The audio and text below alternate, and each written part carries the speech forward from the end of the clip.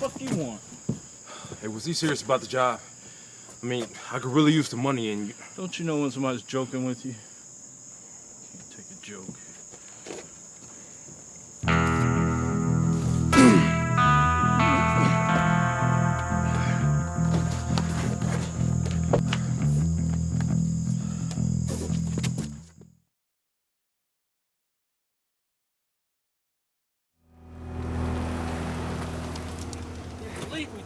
All right, man. Knock it off. Got away with it? I don't know, man.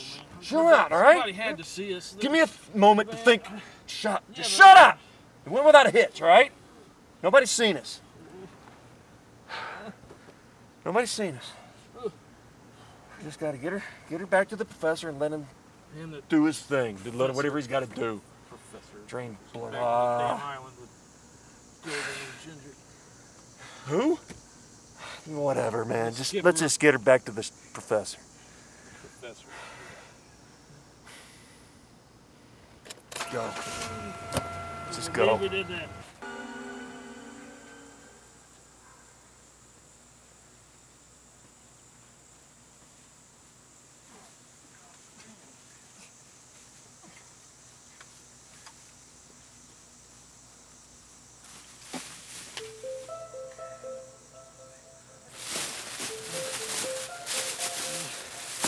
Hey, moron!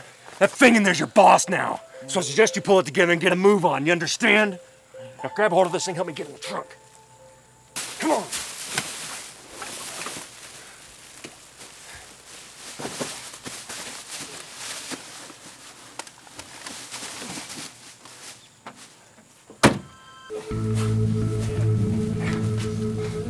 Come on, man, keep it going.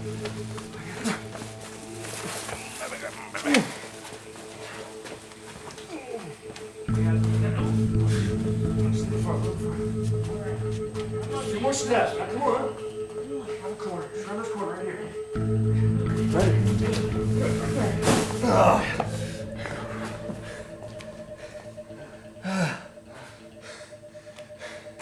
Let's get out of here.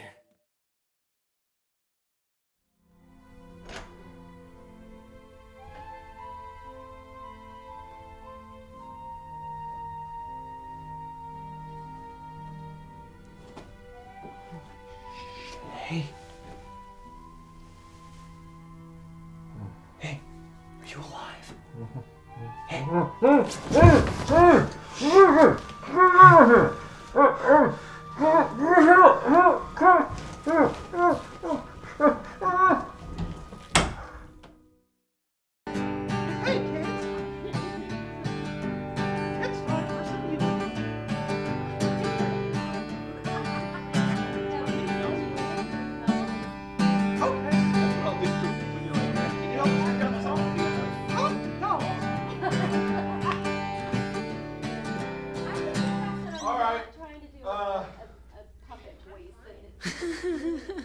good. That's gonna be fun. Okay, so how do I...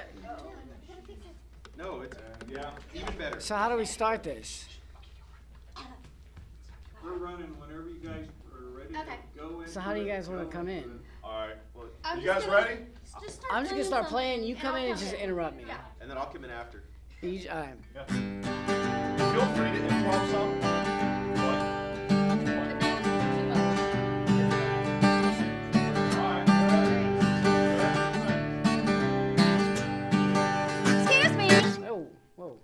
Do you happen to know that one song? What song? You know, the one where the person, they're like feeling something.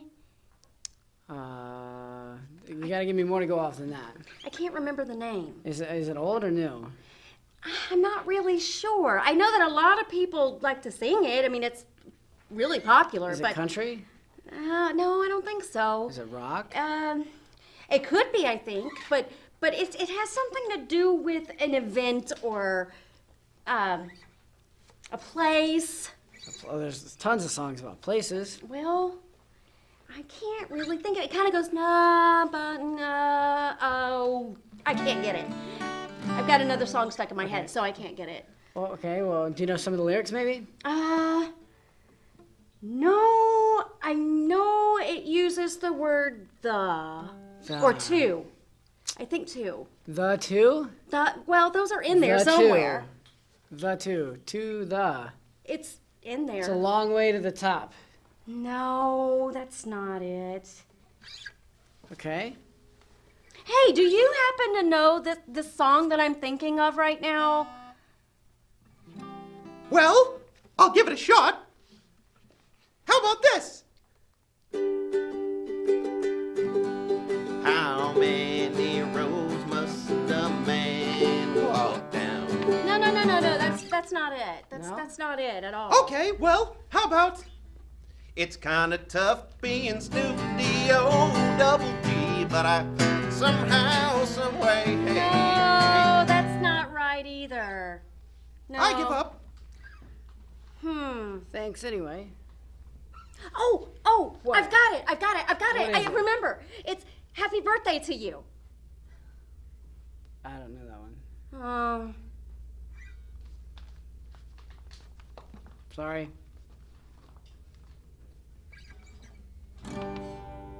Now I feel depressed. I don't know that song. That's it. Cut! I was like, I don't know. I'm waiting for somebody to tell me to Play stop. back, please. Oh boy. Great, yeah. Was it funny? Yeah, that's awesome. Awesome. Everybody knows Happy Birthday to You. Don't run it. You said no. Here, kids, you guys, come on over here. Come on, both of you. Happy song? Something you play. One on each side over here. Try it. Okay, now, Rusty, go on to a wide shot. Yeah, good, thank you. Now, guys,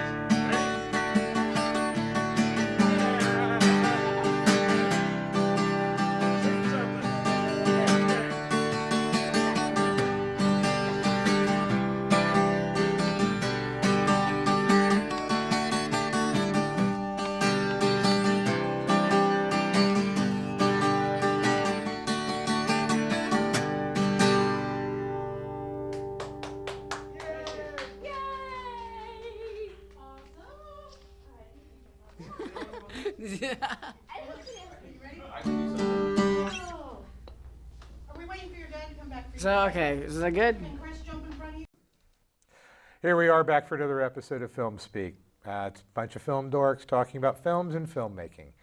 This is Dayton, Ohio Public Access. We have all the time filmmakers coming from everywhere. Today we have a couple of fine men who have joined us from down south in the Cincinnati area. They've been involved in filmmaking and music, different levels. And so please welcome, we have Daryl Bagley and Mark Christopher. Thank you very much for joining us on the show today. Thanks for having us on. We'll start with you, Daryl. I actually met Daryl the first time at a table reading for a witch doctor film. Right. And he was the first person to ever walk up to me and say, "You're that guy from FilmSpeak." Absolutely. I was like, oh my God, that's the FilmSpeak guy. Yeah. Dude, I couldn't think of his name, but I was like, Mr. FilmSpeak. And I was, No, see, that was perfect. You would not believe how much you made my day after that, because nobody had ever done that to me yet. It happened a couple times since, but that was the first time it had ever happened, which was validation for me, because it's like, man, that's somebody good actually for watches my something. show. Well, you're more than that. You've been involved with locations and being an extra with a couple of productions down in Cincinnati. mostly Witch Doctor. Well, those are some great guys to work with. Yeah, We've they had both of them on the show a couple of times. Those are my couple of my favorite episodes too. I dig it. Thank you. I watch them over and over. I don't just more to think I'm learning from your show Well, than and what I didn't know before. I appreciate that. That's one of the reasons why I want to do this. Not just share my love about film, but also teach people about film too. Being new, getting into like filmmaking, the perspective and everything. What have you learned about? Well, I used to think I wanted to direct, but I see the hassle in it and everything. But not that I don't want to, but I'm more interested in the acting part and then maybe going into that if it was to work out that way. Well, a lot of people who have learned directing off being an actor, Yeah. you know, because you get on enough sets, you get used to what's going on behind the camera and how what Yeah, you're doing right. in front of the camera looks. Ron Howard. That's what I was thinking. Great, you were thinking Ron Yep. Howard too. Yep. Well, there's some other, George Clooney, I think is a phenomenal director.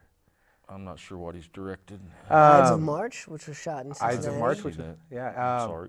Probably my favorite was probably his first one that he did, directing I thought Ides wise, of which March was, huh? I thought Ides of March was. Oh no, going back even farther than that to the movie about the guy, Confessions of a Dangerous Mind, about the Gong Show host.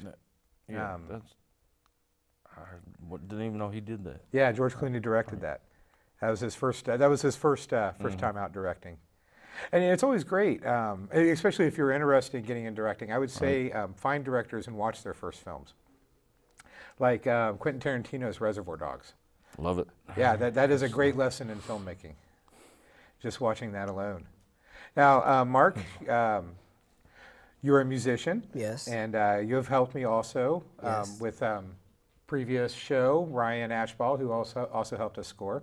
But you helped us score one of our films for the Buried Tales anthology. Yes, I did. I'm a musician, actor, and I definitely enjoyed doing a contribution for the score portion of the film. I'm curious to see what it's like now that I've put my part down. And who did the other part? I don't remember. Ashley Stacy. Ashley and Stacy. Austin. Sorry, dude, I forgot the last name. I'm horrible with names. But they're from High Five Riot, Okay. local Dayton band, and they provided some great tracks for us too. Now, I saw pictures on your website about it, on their contribution, but I haven't heard them, so I'm excited to see it finished. Yeah, about a week and a half, we should have everything put together. I'm going to be at your house in a week. Yeah, you know, come check it out because we're going to try to have a premiere. But if you bring food to my house, I'm most likely to let you watch it at my house. Coffee okay? Coffee is okay. I can be right. bought with coffee. All right. Food, coffee, substances.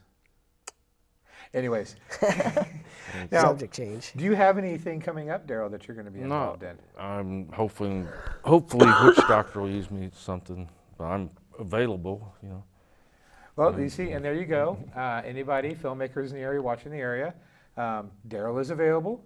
I also know that he is really good and dedicated to location scouting, not just acting, but he has multiple uses that you can do for a film production. I remember seeing pictures you posted one time of a film being shot at your house. Mm-hmm. One of the Witch Doctor, if actually.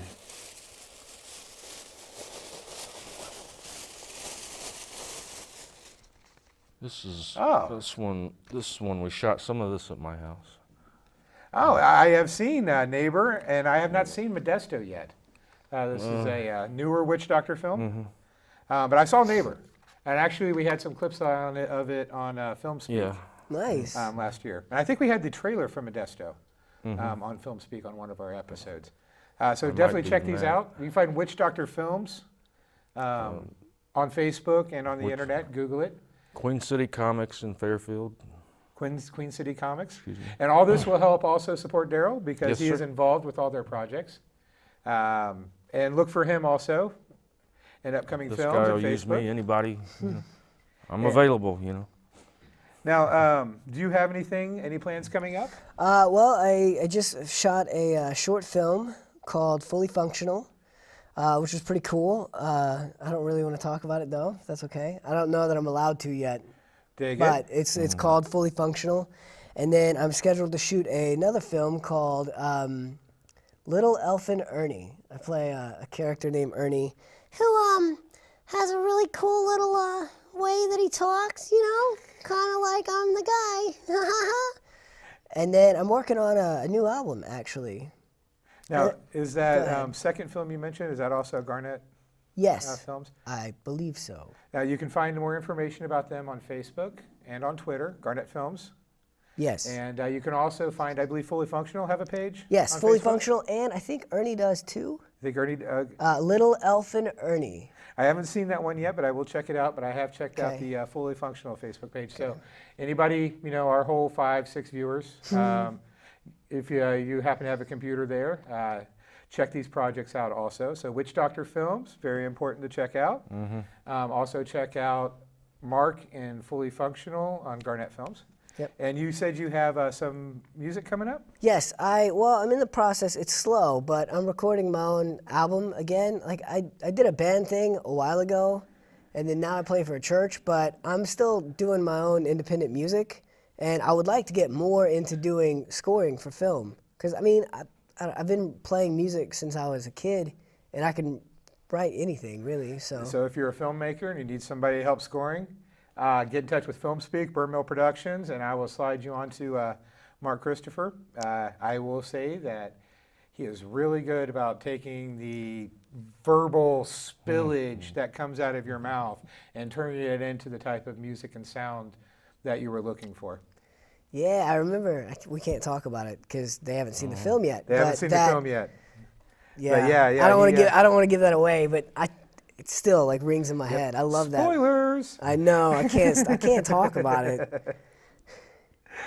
Now, when you do an album, are you doing like the whole Trent Reznor thing, where you are doing all the instruments and then four-tracking them over each other? And everything? Yeah. That is excellent. Like, and it's weird. It's weird because I play a ton of instruments. So like, there's this one piece that is strictly this beautiful mandolin. I kind of make it sound like a harp, which is weird, but it's very delicate, very soft. And then I play like rock stuff.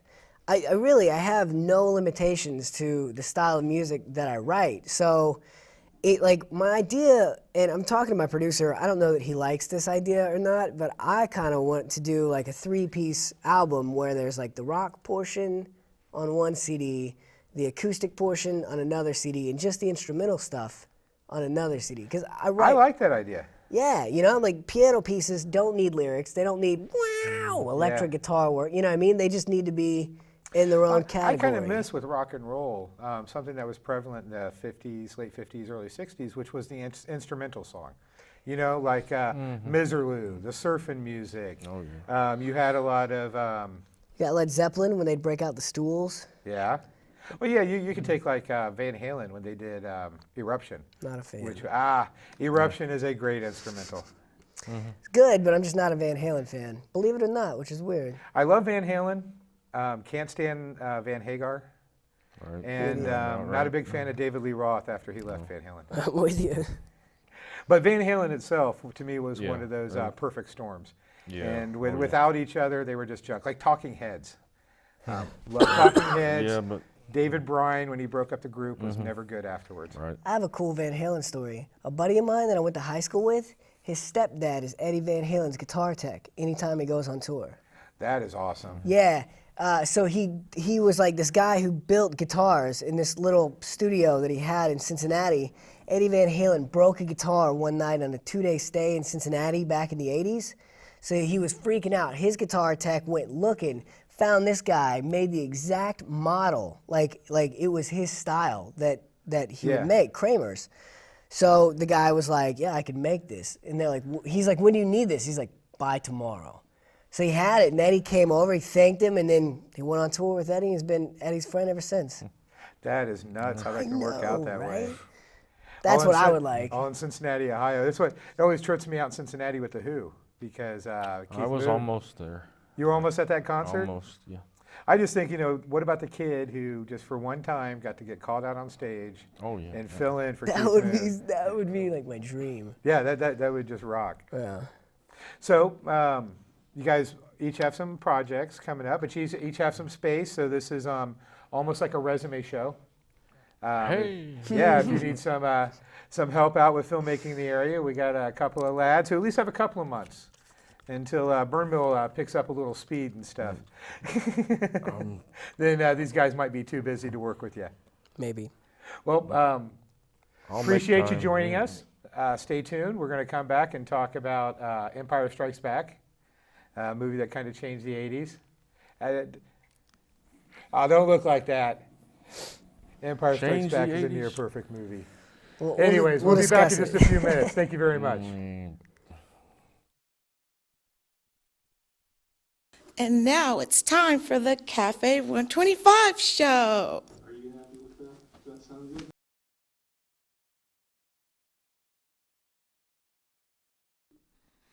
All right, DATV, how you guys doing? Good, good. It's good to be here. I am a local Dayton guy, but I got great news about myself. I've actually officially lost 150 pounds. Yeah, I did that. Yeah. At my heaviest, I was 370 pounds, which is just unacceptable. Okay, that is just too big. All right, I lost weight for a few reasons, but the main reason is women. Okay, so let's face it, guys. Girls usually don't like getting with guys who have bigger boobs than they do. Okay. You know why? Jealousy. Jealousy. Am I right? You know. You know. Jealous them sweet man boobies. Just nod. Just nod. It's true. Here's the thing, though. I didn't have surgery or anything to lose weight. I didn't have like gastric bypass, or I didn't have that weird lap band robot belt thing that they make you pretend like you're not hungry anymore. I just go to the gym a lot, 6 days a week. That's not me bragging. That's me telling you how miserable I am because I can't eat cake. Okay. Seriously, it's horrible. All right, but the gym's a weird place. You guys, anybody here go to the gym? Any gym goers? Okay, I can tell. There's thin people here. That's rare in Dayton. I'm so sorry to the TV world who I just offended. But you ever use anything called pre-workout? It's something you take before you work out, hence pre-workout. There's a particular kind of pre-workout called C4 because it's explosive. Ooh. Right, which aptly name, I guess. But here's the thing, C4 is a little too powerful, all right? You take too much of that stuff, you start to feel really tingly, then your molecules separate and you can move through walls. It's fascinating. It's intense. Here's the thing, though, you got to be careful with that stuff. I was making it, trying to put some in my blender, and it's like a powder, and I spilled some on my floor. My cat licked it up. He killed 12 mice and then mounted my neighbor's pit bull. It was terrifying. Stuff's aggressive. I don't do good with segues. You guys watch Blue's Clues? No? As adults? No? Stoners. Anyway, who do you guys like better, Joe or Steve on Blue's Clues? Steve, of course. Joe is awful, and he changes the color of his shirt, and he scares children, and I don't like him. All right? I don't know why I have such strong feelings about that, but I do. But I do. All right? I think Steve's way better. That's the thing. They took him off the show, and they replaced him with his brother, Joe. They said Steve was going off on a hopscotch scholarship to college, which is adorable. All right? When in real life, Steve had a little bit of a cocaine problem. Yeah, that's real life. He actually was caught on set with drugs and got kicked off the show and later joined the band The Flaming Lips. Not a joke. These are just facts. You can Google all of them. I think it's fascinating, though, but could you blame him, though, for being on cocaine while filming Blue's Clues? He was a grown man on a kids' TV show. Could you imagine how boring that show would be if he wasn't hopped up on some sweet nose candy each episode? I think it'd be something like this. Well, Blue just jumped into a painting again. Well, if Blue skidoo, we can too! What's that, Blue? You want some cocaine too? Oh, Blue, here comes Mr. Salt and Mr. Pepper. Let's snort those mother effers. Oh, Blue, I feel like my face is on fire. Hand me my handy dandy crack pipe. Oh, what do you mean I'm off the show? I thought with me and you and my dog Blue we could do anything we wanted to do. Except for drugs. Thank you guys so much. I'm Travis Clyburn. Thanks for having me.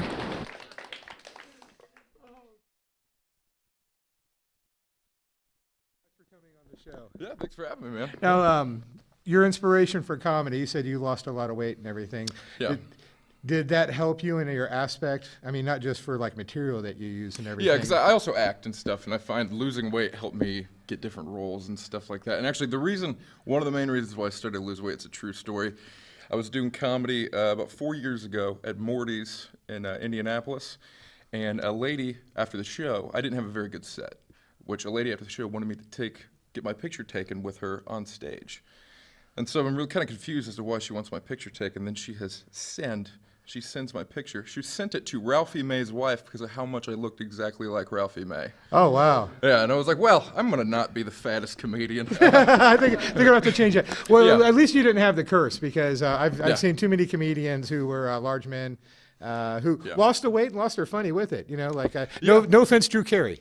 You know, hey, you're a Ohio boy. I love you, but you lost your funny. Yeah, I think if anything, it made me funnier because instead of just having to only do fat jokes, I have to reach now. And Yeah, you have to reach and find more comedy than that. Right, Or where can our viewers find more information about you? well, I'm all over Facebook, and I've got Instagram channels, Clyburn Comedy, and you can just find me as Travis Clyburn on Facebook and be my friend and all that stuff.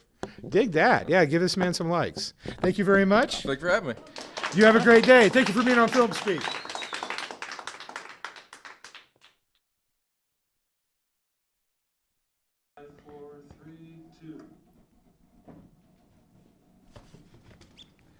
Hey, we're back. Back to Film Speak. Sitting here talking with Daryl and Mark. About to break down the Star Wars classic, Empire Strikes Back. I wouldn't call it a classic. I would definitely describe it as a classic. I'm right in the middle. Well, for me, it was my favorite Star Wars movie at all time. Also, is the first film that I went and sat in line for 4 hours to go see.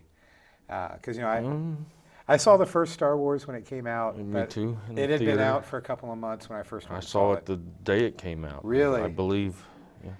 I had I don't know why, but one of my friends came and got me, him and his dad. And he's like, "I'm going to go see Star Wars again. Have you seen it?" And I was like, "What's that?" And everybody was. I don't remember. Oh, it changed my life. I put the first time I saw that episode 4, A New Hope, rolling across the screen. I put that up with marriage, birth my kids. Just life-changing events. Wow. It impacted me that greatly. And I remember when I was a kid, everybody wanted to be Luke Skywalker. Oh, yeah. All the little kids wanted to be Luke Skywalker, and I was just like, screw Luke. Oh. You wanted to be Darth Vader. I wanted to be Han Solo. That was my biggest thing. From the moment I saw Star Wars, I wanted to be Han Solo. The scoundrel. I agree with you there. And in Empire Strikes Back, the reason I think I always enjoyed it more than any other Star Wars is because it's the darkest one. Ends on a more realistic note. The good guys lose. The bad guys won. The good guys are all scattered to the four winds and everything. It has the biggest downer. Plus, you have the developing relationship between Han Solo and Princess Leia. Where did that come from? The snarky remarks. Well, because if it was Luke, it would have been incest. Yeah, which you don't find out until later on. Well, but they drop a hint in Empire Strikes Back because I was one of those dork kids who, after it came out, we sat in lunchroom with our notebooks, arguing over all the fine points of Star Wars. That junior high. What are you going to do?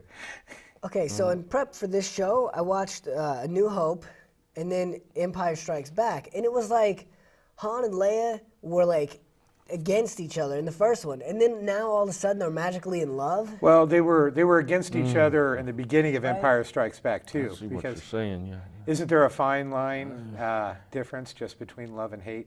That they kind of go hand in hand? Yeah, that kind of... Because they start off in Star Wars, they can't stand each other. The beginning of Empire Strikes Back, they still are acting like they can't stand each other. But there's a year difference between Star Wars and Empire Strikes Back. So in Star Wars time there is? In Star Wars time. Okay. So you've had that bridge for the relationship to move forward. Talking about time, let me ask you this. So what was the time, because it seemed like, when I watched the film again, it seemed like Han Solo and Leia's little side adventure was months long. Or no, not months long, weeks, you know what I mean? Like it was like super short, this happened like bam, bam, bam. While Luke's meditation session with Yoda was like forever long. I think each one was supposed to be months long, that there was a couple of months time period. It didn't play it that way. Because with them running and hiding, and then when they reached the Cloud City, I think they were on Cloud City longer than they gave it away to. It seemed like it was like, ta-da, and then like not even that day, It seemed like it wasn't even that day. They're already. It was like they're just chilling. They're like, oh, let's have dinner, Darth Vader. And then who knows how long Darth Vader had them and was torturing them before Luke came. Okay, let me ask you this too. As I cough. Okay, so Darth Vader in A New Hope was like, this guy has the Force, whoever he is, and now he magically knows that Luke is his son? When did that transpire? Well, that also comes down to Star Wars. The companies, when it first came out, thought it was going to be a huge failure. Yeah. So George Lucas didn't know if he was going to get to make all his other movies that he wanted to make with it. He thought, so in a lot of ways, Star Wars had to be made to stand alone. It couldn't be left with the inklings of what was going to come later, because they didn't think it was going to. That's how George Lucas got so freaking rich, was because they thought it was going to be such an epic failure that they signed away all the rights for merchandising. So George Lucas owned 100% of the rights for merchandising. Yeah? And boy, that is the money that built Skywalker Ranch. I still think this is a stupid movie. It is not a stupid movie. It's a stupid film. No, man. God, no. Okay, look. First off, You have your Shakespearean qualities, okay, with the whole Oedipus thing, with his father being Darth Vader and having, fighting his father. You have the epic notions of the warriors story going forward with Han Solo. You got the romance. You have one of the best improv lines ever, because it was originally written when Princess Leia yells, "I love you." Han Solo was supposed to say, "I love you too." But Harrison Ford was like, Han Solo wouldn't say this. This is crap. Yeah. And so he improv'd the line, "I know." I know. That's the coolest moment ever. That's a cool How could moment. you not love that? That is like the only redeemable quality in the film, man. The whole film should have been scrapped. Like, okay, in my opinion, Empire Strikes Back could have been the first 15 minutes of Return of the Jedi. See, Return of the Jedi. You got a point there. Tease with me. No. See, Return of the Jedi, I find this argument all the time. You have Empire Strikes Back, and then people whose favorite movies are Return of the Jedi. And you usually find that the men like Empire Strikes Back, and it's all the women who like Return of the Jedi. It's a girl's movie. Did you just call me a girl? It's a girl's movie. You're a woman, okay? With the Ewoks and the hi-ya, Yeah. hi-ya, hi-ya, hi. I mean, come on. I mean, Did he just call me a girl, though? a bit of one. I mean, Return of the Jedi. Return of the Jedi was way better than Empire Strikes Back. No, not even close. It's half as good. No, okay. First off, the first 30 minutes of the film, crap. The last 30 minutes of the film, crap. The stuff in the middle, jumbled up. It's a stupid film. No, it is the hero's journey, and takes us through. I mean, Luke Skywalker finding out his past, and they drop a hint wimp, that they even foreshadow that Princess Leia is his sister in Empire Strikes Back. Between Yoda and Obi-Wan Kenobi, after Luke Skywalker's taken off, dumb plot. They even dropped the hint to it. No, not a bit. I mean, no. You take Boba Fett, the introduction of all the bounty hunters. You got the Ice Planet Hoth battle. You got the which was like pointless. What was the point? It's like and then move scene and it was a James Bond picking up on action type of sequence. Dumb. It was dumb. What did you think, Daryl? You mean the battle sequence? Yeah. It was adequate, but I lost the purpose of it. See? They have spaceships. Why are they on? Yeah. Why not? It's a movie. That's right. And then because they had the shields. They had to. Right, They had to get send. through They had the to send the shields. things down to take the shields Okay. out, so the spaceships could get them. Okay, so they could send the things they down. got a probe droid through the shield, didn't they? Yeah. Stupid film. Stupid film. No. I completely disagree. I'm done. No. Empire Strikes Back. I mean, when you take the best lightsaber battle to date, when the time that it came out, you have the whole father-son thing with Darth Vader and Luke Skywalker. Some of the best snarky line remarks and banter that goes between Han Solo and Princess Leia. I mean, from everything to, man, should I get out and push? Winox or something. The asteroid field. I mean, I was completely enthralled by this movie. And I think the reason I always liked it was because it didn't have the happy ending. I don't think Mark doesn't know what he's talking about. I mean, this Empire Strikes Back. I mean, even the name itself. I mean, you think about Return of the Jedi, they had to change the name of Return of the Jedi to be able to get it out. Right. Which, off note, I just saw one of those posters this week. This guy had one of the, because it wasn't Return of the Jedi originally. Revenge of the Jedi. Yeah, Revenge of the Jedi, and they had to change the words and stuff and make it a lot. What would be socially acceptable by not making it so harsh? It's a stupid film. No! Empire Strikes Back is the greatest Star Wars ever! You don't know what you're talking about!